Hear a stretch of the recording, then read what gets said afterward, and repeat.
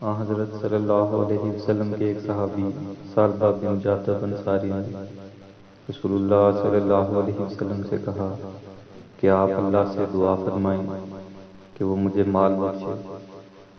رسول اللہ صلی اللہ علیہ وسلم نے فرمایا، اے سالبہ، تیرا برا ہو، تھوڑا مال بہتر ہے جس کا تو شکریہ ادا کر سکے، بنسبت اس زیادہ مال کے جس کے شکریہ کی تجھ میں طاقت نہ ہو۔ دوسری بار اس نے پھر یہی کہا تو حضرت صلی اللہ علیہ وسلم نے فرمایا، کیا تو اس پر راضی نہیں کہ اللہ کے نبی کے مثل ہو جائے، یعنی حسب ضرورت تجھے مال ملے؟ پس اس خدا کی قسم جس کے ہاتھ میں میری جان ہے، اگر میں چاہوں تو میرے ساتھ سونے چاندی کے پہاڑ چلیں، مگر میں پھر بھی ایسا نہیں چاہتا۔ اس نے کہا کہ اس خدا کی قسم جس نے آپ کو حق دے کر بھیجا، اگر آپ اللہ سے دعا فرمائیں اور وہ مجھ کو مال بخشے تو میں ہر حقدار کا حق ادا کروں گا۔ اس پر رسول اللہ صلی اللہ علیہ وسلم نے دعا فرمائی کہ اے اللہ، سالبہ کو مال عطا کر۔ ابو امامہ رضی اللہ تعالیٰ عنہ نے کہا کہ سالبہ نے بھیڑ بکریاں لیں تو وہ کیڑوں کوڑوں کی طرح بڑھی اور مدینے میں سما نہ سکی۔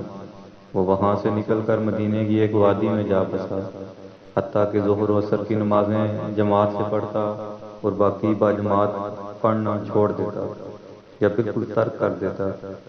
پھر اس کا مال اور بڑھا اور کثیر ہو گیا، حتیٰ کہ اس نے جمعے کے سوا نمازیں ترک کر دی۔ غالباً باجماعت نہ پڑھنا مراد ہے۔ اس کی بھیڑ بکریاں کیڑوں کی مانند بڑھ رہی تھیں، حتیٰ کہ اس نے جمعہ بھی ترک کر دیا اور آمد و رفت والے سواروں سے جمعے کے دن پوچھنے لگا کہ مدینے کی خبریں بتاؤ۔ بس رسول اللہ صلی اللہ علیہ وسلم نے فرمایا، سالبہ کا کیا حال ہے؟ لوگوں نے کہا، یا رسول اللہ صلی اللہ علیہ وسلم، اس نے بھیڑ بکریاں پالی تھیں اور وہ مدینے میں نہیں سمائیں۔ پھر لوگوں نے اس کا سارا حال کہہ سنایا۔ حضرت صلی اللہ علیہ وسلم نے فرمایا، سالبہ پر افسوس، سالبہ پر افسوس، سالبہ پر افسوس۔ اور اللہ جل شانہ نے یہ آیت اتاری کہ ان کے مالوں سے صدقہ وصول کرو، اور صدقہ کے فرائض نازل ہوئے۔ پس رسول اللہ صلی اللہ علیہ وسلم نے مسلمانوں میں سے دو شخصوں کو صدقہ وصول کرنے کے لیے روانہ فرمایا۔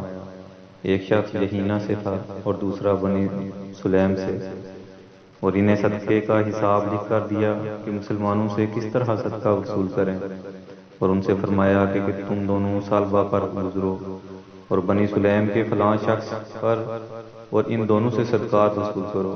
وہ دونوں نکل کر سالبہ کے پاس گئے اور اس سے صدقہ طلب کیا اور اس کو رسول اللہ صلی اللہ علیہ وسلم کا خط پڑھایا۔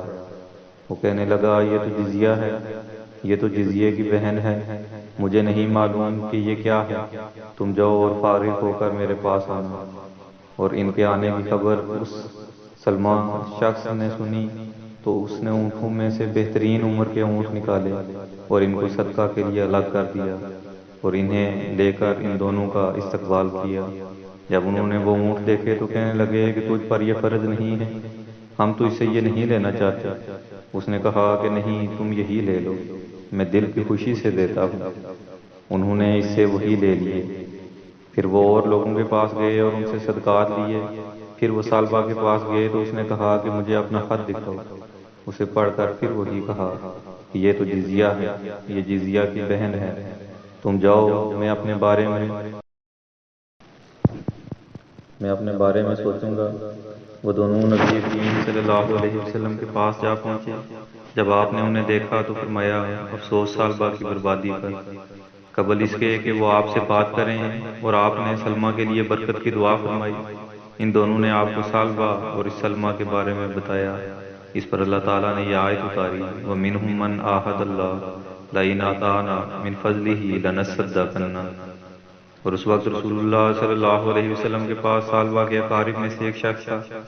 اس نے وہ سب کچھ سن لیا اور وہ سالبہ کے پاس گیا اور بولا، اے سالبہ، تیرا برا ہو، اللہ نے تیرے متعلق فلاں آیت اتاری ہے جس کا یہ اور یہ مضمون ہے۔ بس سالبہ نکلا حتیٰ کہ نبی کریم صلی اللہ علیہ وسلم کے پاس آیا اور آپ سے سوال کیا کہ اس کا صدقہ قبول کریں۔ حضور صلی اللہ علیہ وسلم نے فرمایا، اللہ تعالیٰ نے مجھ کو تیرا صدقہ قبول کرنے سے روک دیا ہے۔ پس وہ اپنے سر پر مٹی ڈالنے لگا۔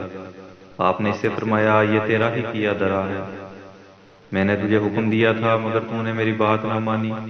جب رسول اللہ صلی اللہ علیہ وسلم نے اس کا صدقہ قبول کرنے سے انکار فرمایا تو وہ اپنے مسکن پر واپس چلا گیا۔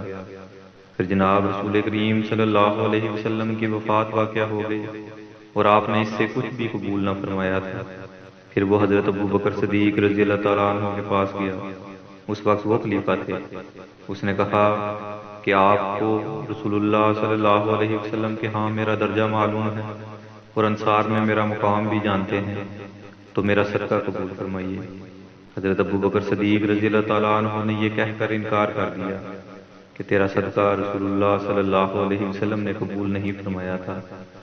پھر حضرت ابو بکر صدیق رضی اللہ تعالیٰ عنہ کی وفات کے بعد حضرت عمر رضی اللہ تعالیٰ عنہ خلیفہ ہوئے تو سال بعد آپ کے پاس گیا اور کہا، اے امیر المومنین، میرا صدقہ قبول فرمائیے۔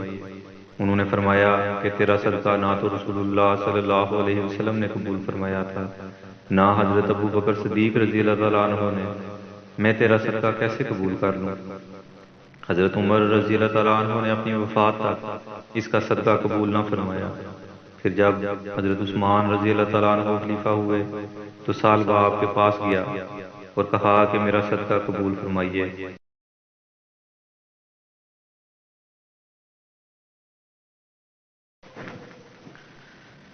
انہوں نے فرمایا، اسے رسول اللہ صلی اللہ علیہ وسلم نے قبول نہ فرمایا۔ حضرت ابو بکر صدیق رضی اللہ تعالیٰ عنہ نے، حضرت عمر رضی اللہ تعالیٰ عنہ نے قبول نہ فرمایا، میں تو اسے کیسے قبول کر لوں؟ پس حضرت عثمان رضی اللہ تعالیٰ عنہ نے بھی قبول نہ کیا۔